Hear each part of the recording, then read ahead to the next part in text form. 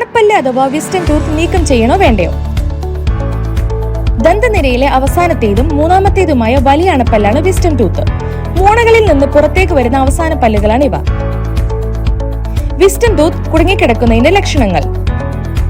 ഇത്തരം പല്ലുകൾ വരുമ്പോൾ നിങ്ങളുടെ താടിയലിലോ മറ്റു പല്ലുകളിലോ മൂർച്ചയുള്ള വേദന അനുഭവപ്പെടൽ, വായ തുറക്കാനുള്ള ബുദ്ധിമുട്ട്, ഭക്ഷണം കഴിക്കാൻ ബുദ്ധിമുട്ട്, മോണയിൽ രക്തസ്രാവം, വായ്നാറ്റം, ചുറ്റുമുള്ള പല്ലുകളിൽ ബലക്കുറവ് അനുഭവപ്പെടൽ.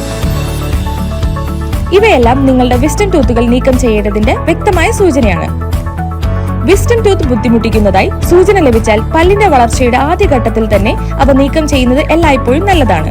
ഈ പറഞ്ഞ രീതിയിൽ എന്തെങ്കിലും അസ്വസ്ഥത അനുഭവപ്പെടുകയാണെങ്കിൽ ഉടൻ തന്നെ ദന്തരോഗ വിദഗ്ധനെ കാണുക. നിങ്ങളുടെ ദന്ത സംരക്ഷണത്തിനായി നിങ്ങളോടൊപ്പം ഞങ്ങളുണ്ട്.